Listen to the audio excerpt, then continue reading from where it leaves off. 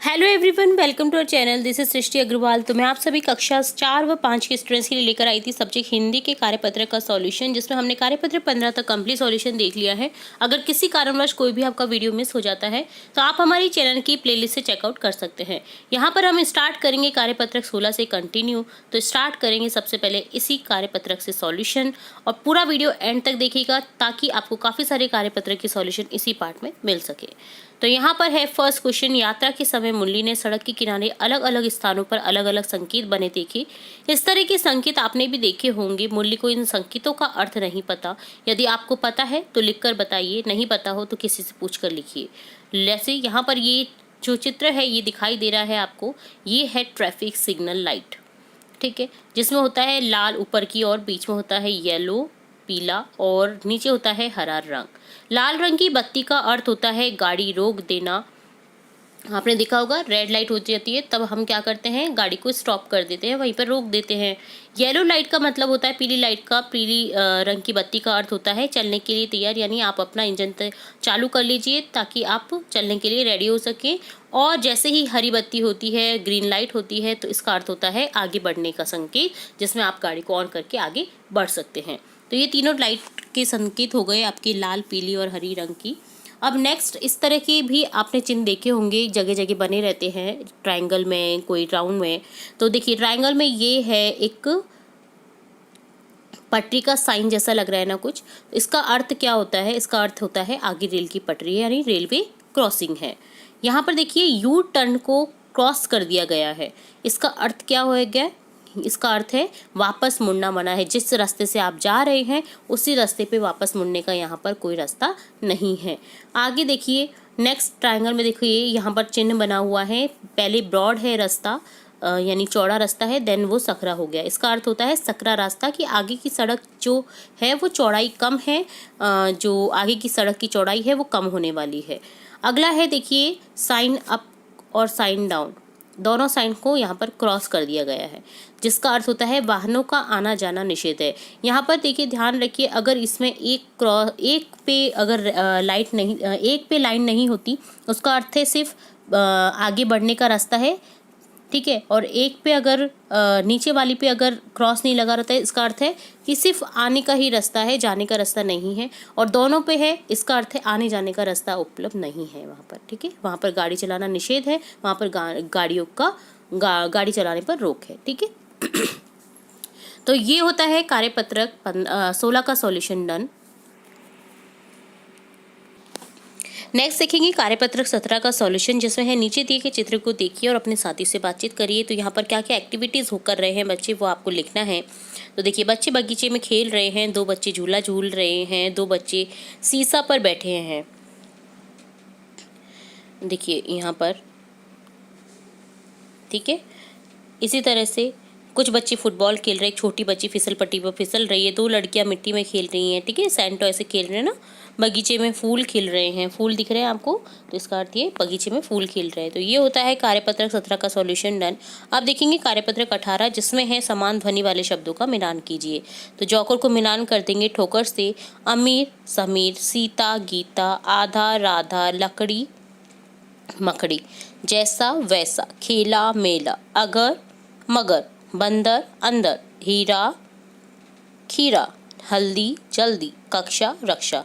तो ये हो गया राइमिंग वर्स, जिसमें यहाँ पे इंग्लिश में बोलते हैं राइमिंग वर्स, हिंदी में होते हैं एक जैसे तुकांश शब्द, ठीक है। समान ध्वनि वाले शब्द होते हैं जबकि अर्थ अलग अलग होता है। तो ये होता है कार्यपत्रक 18 का सॉल्यूशन।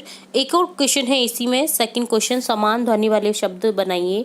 काम का हो गया जैसे नाम धाम शाम पाम, लहर शहर पहर कहर चहर, मेला ठेला केला धेला खेला, खाना पाना लाना जाना माना।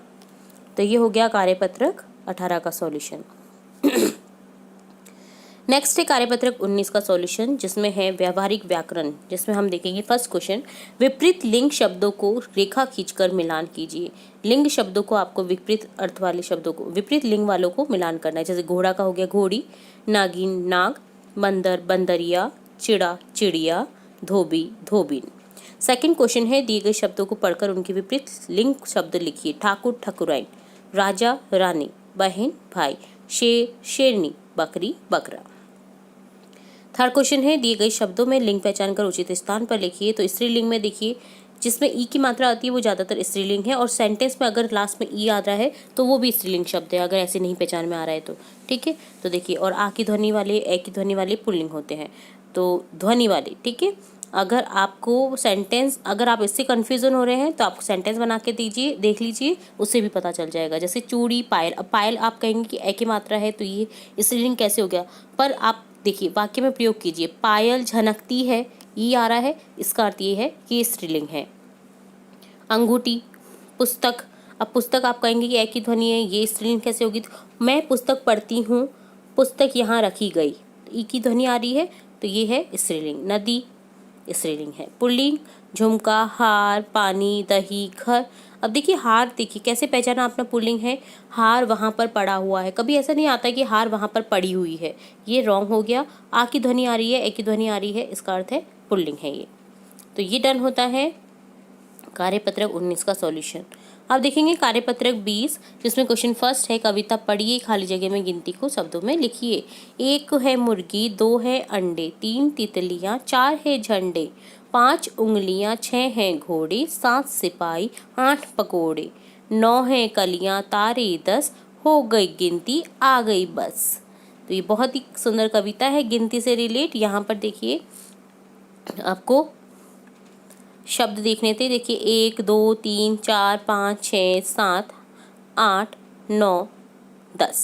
ठीक है, सेकंड है 1 से 20 तक की गिनती को शब्दों में लिखिए। तो 1 से 20 तक की गिनती आपको शब्दों में लिखनी है। 1 2 3 4 5 6 7 8 9 10, 11 12 13 14 15 16 17 18 19 20। थर्ड क्वेश्चन है, नीचे लिखी संख्याओं को शब्दों में लिखिए। 10 का हो जाएगा 10, 20 20, 30 30, 40 40, 50 50, 60 60, 70 70, 80 80, 90 90, 100। तो आपको सभी गिनतियों को शब्दों में लिखना आना चाहिए, ताकि आपको कभी भी कोई कठिनाई नहीं हो, क्योंकि इससे रिलेटेड क्वेश्चन आपको डेफिनेटली मिलेगा ही मिलेगा एग्जाम में। और सबसे बेसिक बात तो रोल नंबर लिखने का लिए आता है आपको शब्दों में, तो अगर आपको शब्दों में लिखना नहीं आएगा गिनती को, तो आप अपने रोल नंबर भी नहीं लिख पाएंगे। इसलिए शब्दों में लिखना और शब्दों में याद करना गिनतियों का बहुत जरूरी है। तो ये डन होता है कार्यपत्रक 20 का सॉल्यूशन। यहाँ पर हमने देखा कार्यपत्रक 20, 19, 18, 17 और 16 का सॉल्यूशन। इसी तरह हम आगे की कार्यपत्रक भी देखेंगे, आकलन पत्रक के सॉल्यूशन भी देखेंगे। तो जुड़े रहे हमारे चैनल के साथ। वीडियो को पूरा देखने के लिए धन्यवाद।